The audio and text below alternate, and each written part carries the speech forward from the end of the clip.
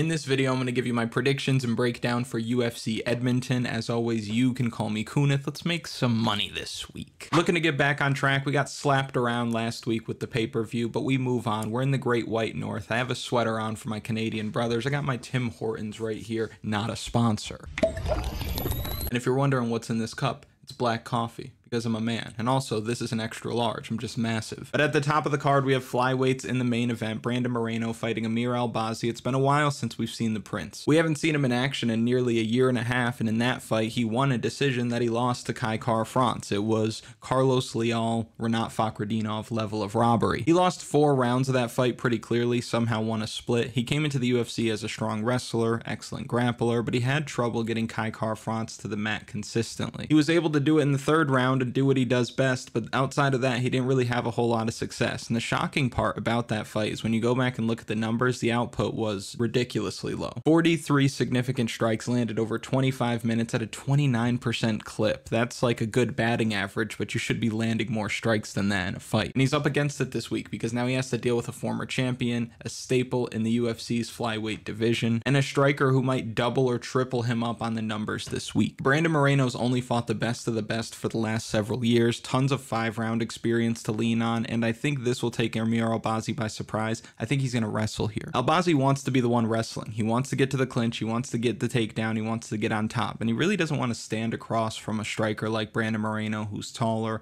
longer, and knows how to use all of that length as well. I think Brandon Moreno is going to be keeping Amir Albazi at the very end of these very long punches down the middle, like jab, cross, all night long. But I also expect that striking to open up the takedowns for Brandon Moreno, because Amir Albazi, he does a very good job of keeping a high guard. You saw that against Caio France. He's very defensively responsible. But if Moreno just keeps tagging him over and over again upstairs and those hands get higher and higher and higher so that he can block that offense, I'm seeing Brandon Moreno change levels. I'm surprised to see Moreno only around -150. I guess a lot of that would have to do with the last 2 fights. He's won like 1 round in the last 2 fights that he's had, and both of those were 5-round fights. It looked like Royval and Pantoja were both a step ahead of Moreno in their fights, to the point where people are on Twitter saying Brandon Moreno's washed. I don't know if I accept that. I don't know if that's true. Those are 2 of the toughest fights in the division, and he's fought guys like Pantoja, like Royval, like Figueiredo. Amir Albazi is very much a step down on those guys, or should I say to those guys. And Amir Albazi is a beast. The guy does everything well. He fights out of a good camp. He comes into these fights prepared, and I think he's going to beat a lot of guys at flyweight, but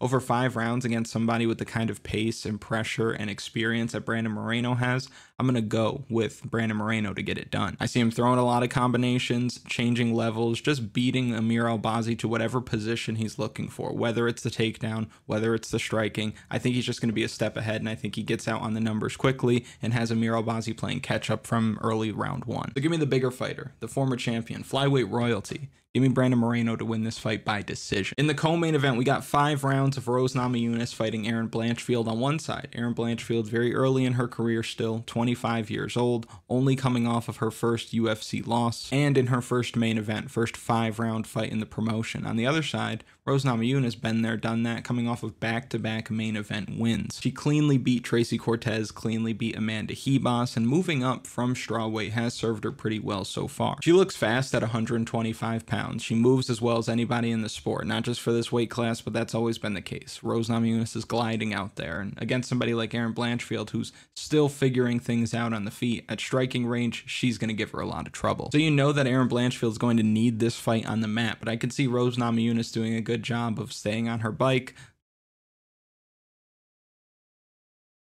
So Erin Blanchfield knows that she needs this fight on the mat, but I can see Rose Namajunas doing a good job of staying on her bike, skirting along the outside, disrupting that forward pressure with a quick jab or a quick cross to stop Erin Blanchfield in her tracks. But she needs to be able to do that every round for a majority of the round to win the rounds, and that's where I think she ends up struggling, because if Erin Blanchfield can just get to the clinch consistently, she should do really well here. Size, strength, physicality, they mean a lot more in the women's divisions than a lot of the men's divisions, which is why you see see somebody like Manon Fior is probably going to end up being champ at 125. Kayla Harrison will be the champ at 135. Zhang Wei Li, strawweight champ. And to be clear, I'm not saying the only reason these fighters are where they are is because they're bigger and stronger than their competitors. No. They're still great athletes with excellent technique at the top of their game, but a big part of this game comes down to I'm bigger and stronger than you, and that's why you see the people at the top of the division where they are. Erin Blanchfield hasn't lost a fight where she's able to get to the clinch.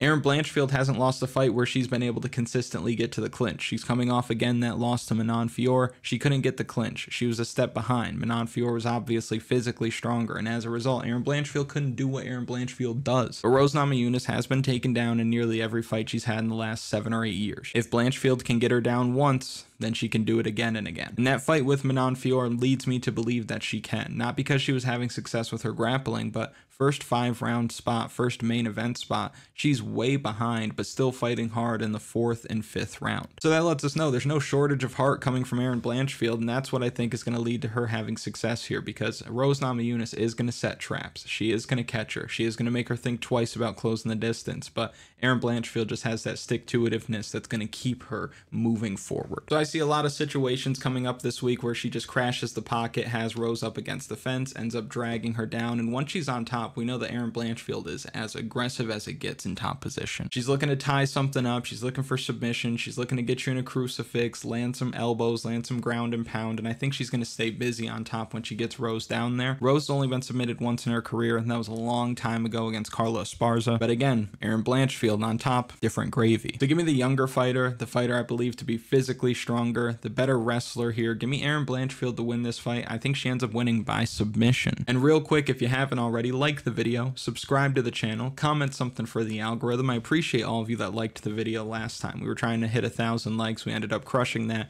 Y'all did your part. I appreciate it. Did Robert Whitaker's teeth do their part? Not for me, but the game is the game. Next, we're looking at a fight between Derrick Lewis and Jhonata Diniz. I know it's Jhonata Diniz, but I've called him Jhonata Diniz for multiple videos now. We're gonna stick to it. This is a banger of a fight, and you got the knockout king who might add to his tally this week, but he's got a tall task on his hands this week. Undefeated kickboxer Jhonata Diniz coming off of a win over Carl Williams, and in the comments of that video, oh, those delicious comments, I was being told up and down that Jhonata Diniz had no chance, one-dimensional. He's gonna get taken down, he's gonna get smashed by Carl Williams, and then Carl Williams had nothing for him, and then after the fact, people say, well, Carl Williams is just an idiot. He didn't want to wrestle. Carlo Williams didn't want to wrestle because he was seeing little stars and baby birds flying around his head halfway through the first round. But we like Jhonata Diniz in that fight because we know he's a great striker, and against the lower levels of the heavyweight division, being the better striker is normally enough to get it done. Now, is he the better striker in this fight? In this big step up in competition, he might be. We know that Diniz is going to be throwing better leg kicks, that's for sure. He tends to throw more straight punches than Derrick Lewis. Derrick Lewis throws a lot of looping technique. It's hard to argue with because when it lands, ooh, those hooks, those overhands that he throws, nobody eats them. Biologically impossible, you might argue. And we've seen Diniz clipped before by clean strikes, and maybe it's a kickboxing thing. Maybe he's used to eating big shots because they have bigger gloves. Maybe he's used to trying to take punches through the guard because if his gloves are big and his opponent's gloves are big, double the padding comes in, he can kind of eat it. But it's scary. We saw Carl Williams clip him with an overhand. We saw the guy on Contender Series land a flush straight right hand, and he's really one of those fighters where his offense is his defense. He's not really going to do much defensively that you go, oh, okay, that's good. He's just actually throwing punches, moving forward, and if you do throw, he's probably going to try to throw at the same time. What I love about how he's throwing is that he's not just throwing and hoping for the best. There are layers to his game, which again, at the heavyweight division, you're not seeing a whole lot of that until you start really climbing through the ranks, which he's doing this week. But when you watch Diniz, you're going to see a lot of feints, combinations, changing up the rhythm of these strikes. He knows when to retreat, but also when to pause his retreat. Like on that fight with Contender Series, that's how he ended up winning the fight. Gets caught with a right hand, ends up moving backward, the guy's closing distance, and he just plants his feet, jab, boom. The timing of the guy coming in and the jab landing stopped him right in his tracks. And then he was able to come with a 1-2 that sat him down and ended the fight. Derrick Lewis is going to come at him on a straight line. Now, Derrick Lewis might try to grapple him here because he probably knows that he's the better grappler here. If he gets on top of Diniz, Diniz might struggle to get back up. Last time out against Rodrigo Nascimento, Derrick Lewis came out grappling right away, so you never know what this guy's going to do at the beginning of the fight. But I do think from a striking technique standpoint,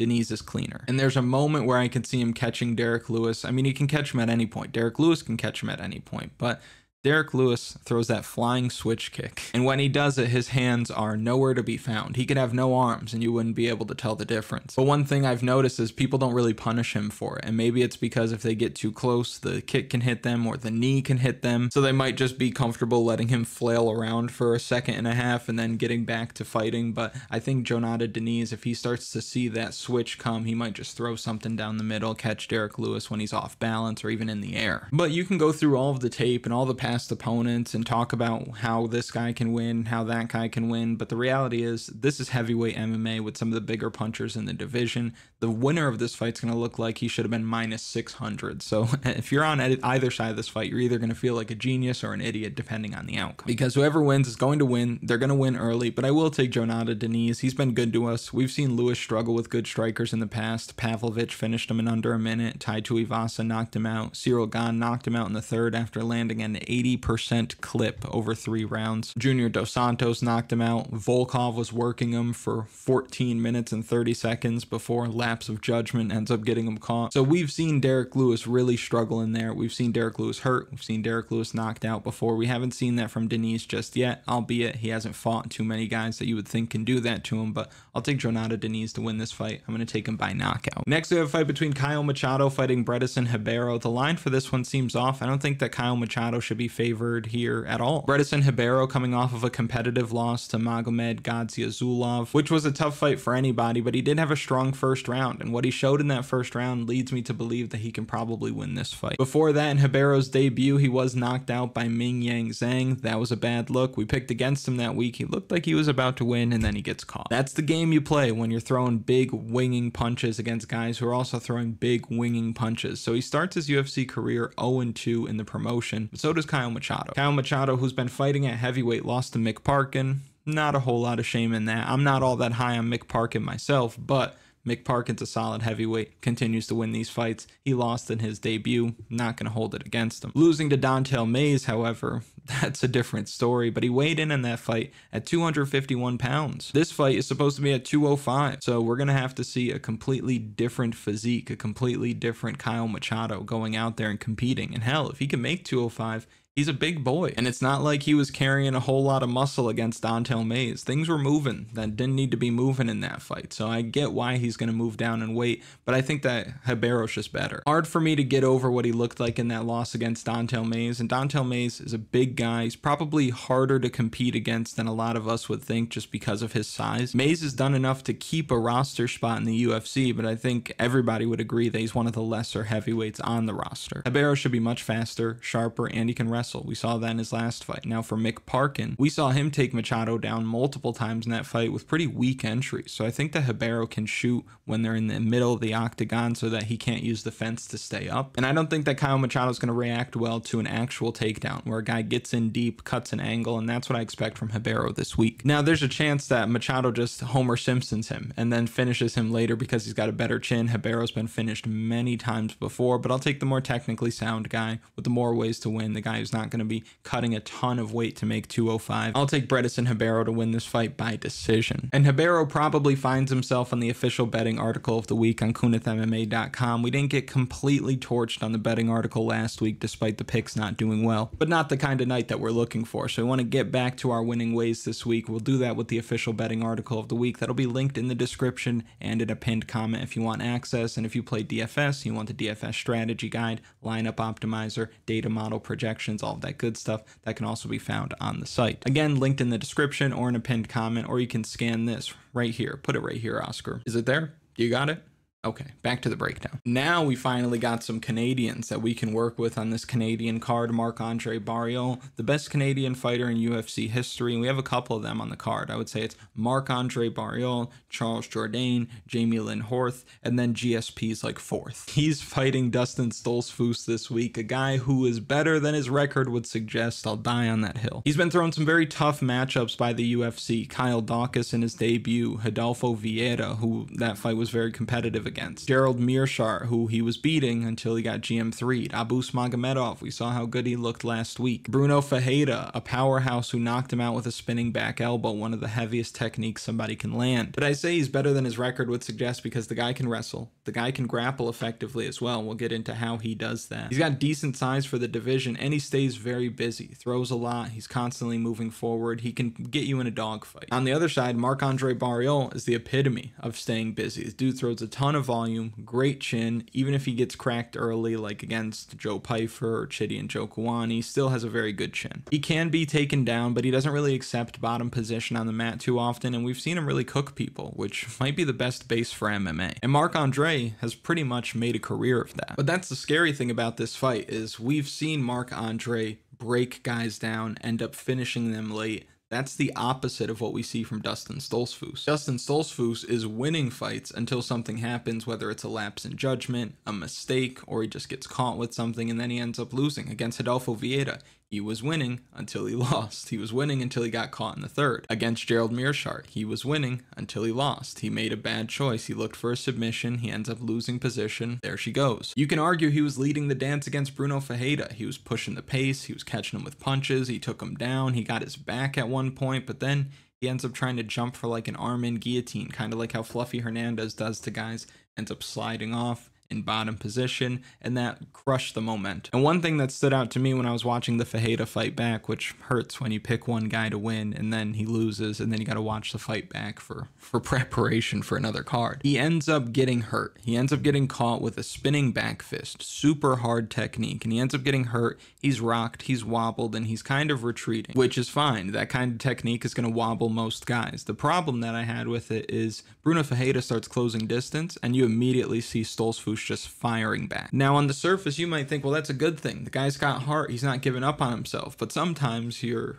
heart and your durability, they're not on the same wavelength. So you might be tougher than you are durable. So Ferreira just keeps cracking him while the guy's clearly rocked, and instead of trying to shoot for a takedown, get to the clinch, try to circle away, even run away just to clear the cobwebs for a second, he just plants his feet and starts throwing. The guy's a fighter. The guy will scrap, but it's not a winning strategy. Frankly, it's low fight IQ. You can't just try to fight through moments where you're hurt. You have to hang on. You have to get back into it. Think about if DC, when he fought Rumble Johnson, when he got punched halfway across the cage. Imagine if he popped back up, started running at Rumble Johnson, just started letting his hands go. He'd get knocked out. So you have to take your time. You have to realize, hey, I'm losing in this moment. Let me adjust. Let me pause. Let me stop the bleeding for a second. And I don't know if Dustin Stoltfus does that. Which leads me to believe there's a good chance that Marc-Andre Barriault just ends up hurting him, knocking him out. And Dustin Stoltfus doesn't do a good enough job of defending himself before he can recover and ends up getting finished in this fight. Because not only that, the Ferreira fight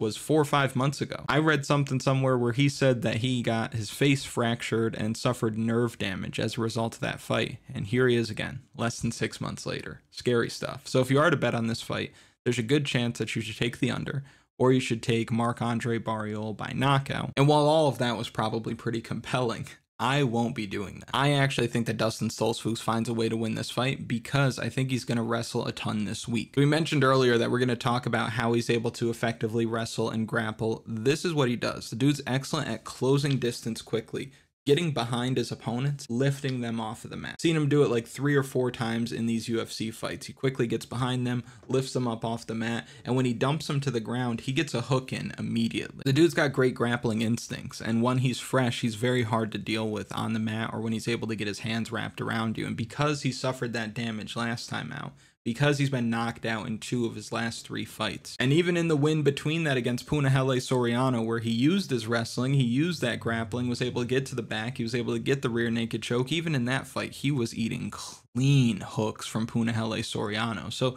I think if this guy is being objective about the tape, he's probably realizing my striking defense sucks. I'm coming off of 3 fights where I took a ton of damage. Even in the win, you took a lot of damage. And now you have a situation where you've got a guy who's been cooked by a wrestler before in Fluffy Hernandez. And I understand Fluffy Hernandez is a different animal, but Fluffy Hernandez was working him with that wrestling, was able to get him to the mat multiple times. Marc-Andre Barriault had nothing come the 3rd round. round if Fluffy Hernandez was able to submit him by then. And Dustin Stoltfus is a far cry from Anthony Hernandez, I understand that. But Marc-Andre Barriault is not exactly a one-punch kind of guy, so I think that Dustin Stoltfus is going to have his wrestling shoes on this week, going to take him down, he's going to remat him, he's going to ride him like a horse, or he's going to die trying. So I'm going to take Dustin Stoltfus to win this fight. I'll take the underdog here. Give me Stoltfus to win by submission. Next, we have a fight between Mike Malott. He's fighting my cousin Trevin this week. Mike Malott, oh, sweet baby Mike, pulled the stunt of the year earlier this year against Neil Magny last time the UFC was in the Great White North. He was firmly in control of that one, ends up getting reversed in the third round, deathly gassed, and ends up getting ground and pound finished in the third. Flopped as a massive favorite, gassed out as hard as you'll ever see somebody gas out in the cage. Not a great look for Mike Malott at all, but I'm not out on Mike Malott. No. The skills are still there. The nose for finishing these fights are there. He ran into a tricky vet last time out, and that was a card where Canadian men just couldn't win. I don't know if there was something in the poutine. Those guys just couldn't buy a win. I do expect the Canadians to do better this time out. Now, Trevin Giles, he's not a slouch by any means. He's fought an absurd level of competition. You're talking about guys like Carlos Prates, Michael Morales, Dricus Duplessis. So while he's been up against it in terms of matchmaking against Preston Parsons, like in the fights that he's winning, he arguably lost that fight. Against Luis Kosei, that was Ngannou, Lewis, Carlos Esparza, Rose Namajunas 2 kind of fight. Outside of that, he's been getting finished a lot in these losses, and Mike Malott's got the power to hurt him on the feet. He's got the grappling to find a submission on the mat, and he even holds a win over Trevin Giles in a grappling match that happened not too long ago. So I like the bounce back spot here for proper Mike. I see him getting back to his winning ways. I see him keeping that 100% finish streak alive. Give me Mike Malott to win this fight inside the distance. Next, we have a fight between Aiemann Zahabi. He's fighting Pedro Munhoz this week. Pedro Munhoz, friend of the show. He's actually favored in this fight, and I would imagine that has to do with his output, legendary durability, also best chin in MMA history. It's confirmed now after last week. I don't know why people don't talk about Pedro Munhoz when they talk about best chins ever, but Pedro Munhoz never even been close to hurt. Excellent low kicks, and the caliber of opponent that he's faced time and time again, it's just crazy. When you look at guys that he's fought over like the last 7 years, you can go down that entire list, and you can argue that maybe everybody on that list is better than Aiemann Zahabi. Of course, at the time of fighting them, because some of them are older now. But level of competition is not everything. And I know that I make a big deal out of it, maybe more than I should. Just because he's fought all these guys who are excellent or former champions or whatever the case, doesn't mean that Aiemann Zahabi is going to be a walk in the park. Aiemann Zahabi's coming off of the best win of his career. He took the O off of Javid Basharan. We didn't know when that was going to happen. Everybody figured it would happen at some point, but Aiemann Zahabi was a massive underdog in that one. And he ended up extending his winning streak to 4, and he won that fight by landing the cleaner strikes, defending all of Basharat's takedowns, and Zahabi's got power, and it showed. When he was landing, he was getting bigger reactions, and as a result, he was winning the moments and winning the rounds, and I could see him doing that to Munhoz here. Munhoz is as hittable as they come, and he's eaten literally everything. I think that's why he's so hittable, because it just doesn't bother him. We've talked about this about Munhoz in the past before. His toughness is a gift and a curse. It's a gift because he can eat whatever you're throwing back at him so that he can crash distance and end up landing the strikes that he needs to land, but because he's eating all these strikes, it's still scoring on the judges' scorecards. It's still effective striking, which is the #1 criteria. And some people might be like, actually, it's damage. Damage is the #1 criteria. Yes and no. If you go and actually like read the unified rules for MMA scoring, it's effective striking and effective grappling. And part of that is what leads to immediate damage or immediate reaction and cumulative damage, with immediate being more important than cumulative. So for example, if you're leg kicking the shit out of somebody, oh, my leg, and then you get knocked down in the end of the round, those leg kicks don't matter because the more immediate strike was the knockdown. Anyway, I almost lost what I was talking about. So Munhoz, he's getting hit a lot, and it's effective striking, and that's why he's losing these fights. So he probably feels at the end of these fights he should be winning because, oh, this guy threw a bunch at me. Didn't feel like anything. Doesn't matter. Showed up on the judges' scorecards because the person was effectively striking. That's why I think he loses here, because he gets outstruck on the numbers damn near every time. He seems to be a bit more reactive than proactive, And as a result, minutes are slipping away. Now, obviously, Aiemann Zahabi is in much better form at this stage in his career, and he's not a young fighter by any means. He's the younger fighter here, but you look at his record, 11-2. The dude hasn't taken a whole lot of damage. He hasn't fought a ton, and he's obviously going to come in here with a very good game plan because his team consistently puts good game plans together for him. So I expect this one to be no different. I see him coming in stands as the slight underdog at the time of recording this. I would assume that changes by fight time, but give me Aiemann Zahabi to win this fight on the numbers. I think he wins by decision. Next, we're looking at a fight between Serhiy Sidey. He's fighting Garrett Armfield this week. Serhiy Sidey and Garrett Armfield look like two guys who have been stepbrothers for so long that they ended up kind of looking the same. Garrett Armfield is coming off of a fight against Brady Hiestand where he was just Jim Cramer, sell, sell, sell. Had Brady Hiestand right where he wanted him, let him off the hook, and ends up getting submitted as a result because Hiestand just fought his way back, took him down, got to his back, and submitted him. I think Serhiy Sidey could do the same thing here. You know that Sidey's got decent striking. We saw that in the two fights against Ramon Taveras, even though the last one didn't go his way. But I think where he's going to set himself apart in this one is with the wrestling, with the takedowns. Garrett Armfield can be taken down. Serhiy Sidey, being taller, longer, is going to have that leverage to be able to get him to the mat. And I think at striking range, he's going to be able to use that size advantage to catch Garrett Armfield, keep him on the end of his punches, force Garrett Armfield to crash the pocket, and then he can change levels and end up getting him. It's a tough one to call one way or the other. I think the jury is still very much out on both of these guys. We don't know how good Serhiy Sidey is or not. We don't know how good or not Garrett Armfield is, but I'm going to take the Canadian here to get it done in front of his people. I think he ends up winning the striking battle. I think he mixes in some takedowns. I think he just does a bit more in these rounds to get over on Garrett Armfield. So give me Serhiy Sidey to win this fight by decision. Next, we have a fight between Ariane Lipski fighting Jasmine Jasudavicius this week. I know it's Ariane De Silva where you look, but I'm so used to putting Lipski that Oscar just put it on there, per my direction, of course. But in this fight, I think it's pretty obvious. Everybody knows sugar, spice, and everything nice, as well as a little bit of Chemical X, are what made the Powerpuff Girls. But strength, size, aggression, and a Canadian crowd are what make Jasmine Jasudavicius. And chalky women's MMA, what can I say? I'm a sucker for minus 200 or worse in these divisions. And Jasmine Jasudavicius should look the part this week. She's taken down everybody she's competed against except Natalia Silva, which no shame in that. Natalia Silva's the best fighter in the division. Ariane Lipski's coming off of a loss where she was taken down 5 times by Karine Silva. And in fights that she's lost in the UFC, she gets taken down, she gets controlled, and sometimes she gets finished. Montana De La Rosa, Antonina Shevchenko, they both finished her with ground and pound. And again, she's coming off a loss where she was controlled for a majority of that fight. Jasmine Jasudavicius, big, strong, no issues controlling her this week. On the feet, she might have some problems. I don't think that Jasmine Jasudavicius is the slickest striker going right now, but we all know that that's not what she's looking to do anyway. I think that she ends up getting this fight to the ground and does it pretty early, does it pretty often. So give me the size, the physicality, the strength, the home team. Give me Jasmine Jasudavicius to win this fight by decision. Charles Jourdain's fighting Victor Henry this week. This fight has fight of the night written all over it because you got two guys that bring it each and every time. You gotta love the output coming from Victor Henry. Crazy motor. The guy on paper,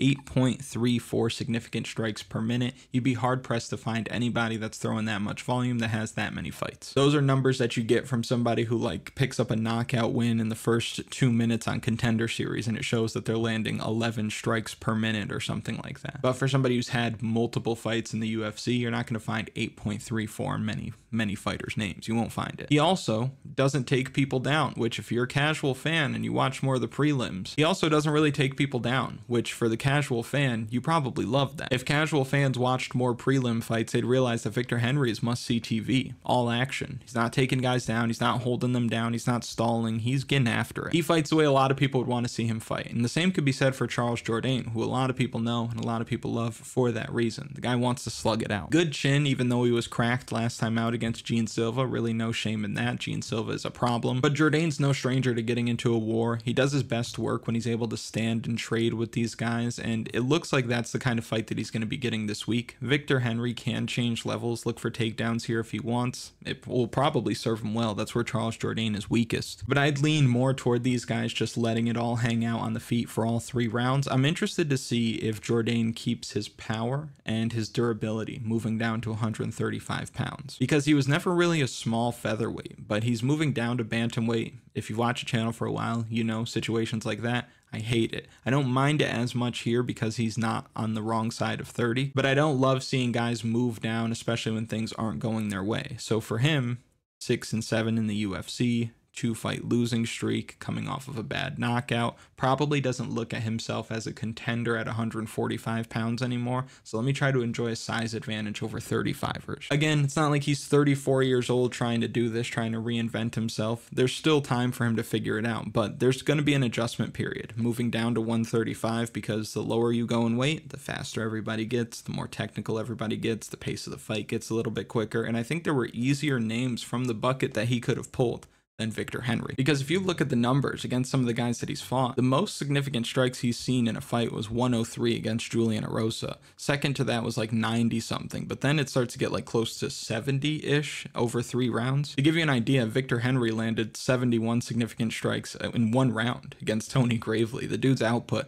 is ridiculous. So for that reason, I will take La Mangosta here. I think he does what he does best, lets it all hang out, gives us a fun fight, spoils the bantamweight debut for Charles Jourdain, who will be back, but I will take Victor Henry to win this fight. Next, we have a fight between Alexander Romanov. He's fighting Rodrigo Nascimento. We picked Rodrigo Nascimento to beat Derrick Lewis last time out. Boy, was I wrong, and I had to rewatch that fight to prepare for this video. Just a reminder of how bad the call was, but it's good that I rewatched it. It's good because it helped me realize that this guy's not good at all. His striking looks slow, even for heavyweights. He could be overpowered in the clinch. Derrick Lewis was kind of having his way with him in the clinch. And he doesn't seem to grapple with a ton of urgency. Like, even when he's on the mat, even when he's on top, everything just looks like it's moving in like 0.5 speed. And he can give up takedowns. He gave up a takedown to the Black Beast, which leads me to believe that Alexander Romanov is going to ball him up like a napkin this week. Romanov had a very strong start to his UFC career, but once he got that step up in competition, it was clear that he wasn't on that level. And I don't think that's changed at all. I don't think he's gotten all that better. Against the proven fighters in these divisions, the top fighters, top 10 ranked guys, he is going to lose. But against Rodrigo Nascimento, I think he could dominate. I think he can get him out of there in 1 round. Both these guys struggle with cardio, but it's a lot easier when you're the guy on top. So if he is on top, and both these guys are gassed out come the 2nd round, I think he's still going to have more in the tank than Nascimento does. And this fight right here just shows you how shallow the UFC's heavyweight division is, because Alexander Romanov is ranked 13th. He has 6 wins in the UFC. 5 of those guys aren't in the promotion anymore. They were cut for performance. And he's 1-3 in his last 4 fights. He's still ranked 13th. Rodrigo Nascimento is ranked as well. He's ranked 15th, and he's got wins over Dontel Mays and Alir Latifi to get him there. So let me tell you something, a PSA to you bigger gentlemen out there. If you're around 6'3", maybe 245, maybe 250-ish, but you can cut, if you can afford a membership to a martial arts gym near you, you might be a ranked UFC heavyweight and you don't even know it yet. But with that said, give me Alexander Romanov to win this fight. I do think that he does it early. This fight does not see the 3rd round. Give me Romanov inside the distance. Next, we have a fight between Chad Anheliger and Cody Gibson this week. Sean Paul once said, just give me the light and pass the dro. How does that fit into this one? It doesn't. I just wanted to say it. This fight feels pretty straightforward to me because Cody Gibson is enjoying massive size advantages in height and in reach, and Chad Anheliger is no stranger to giving up height and reach. He's fought really big guys in the past, really long, lanky bantamweights before. But the problem is Chad Anheliger can be taken down, and Cody Gibson is going to be leaning on that wrestling, and he's going to be using that size to keep him there. If you've ever grappled against guys who are longer than you, it's a pain in the ass, because let's say they get on top of you and you try to reverse position, they could just post so easily while they're still controlling you with the rest of their body. Or if they end up getting behind you, if they get hooks in, it's very easy for them to lock up a body triangle because their leg doesn't need to move all that far to get to the other side. Or if you're in their guard, they can throw a triangle up pretty easily. So I think he's really going to struggle with the size of Cody Gibson when this fight is on the mat. On the feet, I think it's a complete wash. Chad Anheliger is a solid striker. Cody Gibson throws a lot of volume. Both guys are pretty tough as well, but I think that Cody Gibson just has more ways to win this fight. The size advantage is going to loom large. I think he takes Chad Anheliger down each round here, and I think he eventually grinds him out and wins a decision. So give me Cody Gibson on the scorecards. Give me Cody Gibson to lean on that wrestling. Get it done this week by decision. Next, we have a fight between Jamie-Lyn Horth, again, 3rd best Canadian fighter of all time, ranked just ahead of GSP. She's fighting Ivana Petrovic this week. Jamie-Lyn Horth is favored here, and I would totally agree. Ivana Petrovic coming off a win over Na Liang, that does not move me at all. I think she ends up getting bullied this week. What do you like out of Jamie-Lyn Horth is she's just giving you effort. effort. She's moving forward. She's looking to get the takedowns, and she's just not going to stop working. And for Petrovic, I think she's going to be more comfortable with a cleaner fight, or a fight where she's in the driver's seat. But in a dog fight, in the kind of fight that Horth brings to her front door, I just think that she's going to look uncomfortable from the opening bell. We saw her struggle against Veronica Hardy. Hardy was just a step ahead, but Veronica Hardy's been doing this for a very, very long time. She's got Dan Hardy in her corner, good mind for MMA, but Ivana Petrovic, I think that she's just going to be up against it this week. She's younger, she's bigger, she's longer, she's got a better record, but I just don't think she has what it takes to outwork Jamie-Lyn Horth in this one. I think Horth is going to get it done. I think she's going to throw a lot more strikes, and I think that she just dominates the clinch. So give me Jamie-Lyn Horth to win this fight by decision. Lastly, we're looking at a fight with Jack Shore and Youssef Zalal. As you all know, if you've watched the channel for some time, I am the head of the Youssef Zalal fan club, so I will pick him to win this fight. Let me explain something to you, Junior. Ilia Topuria finishes Bryce Mitchell, knocks out Volkanovski, knocks out Max Holloway. You know who he didn't finish? You guessed it. You can run, but you can't hide, Ilia. All right, Youssef Zalal's getting his get back. I can't wait to see them run it back. It's inevitable. Youssef Zalal got released from the UFC, started destroying the general public, and the UFC said, hold on, let's bring you back so that you're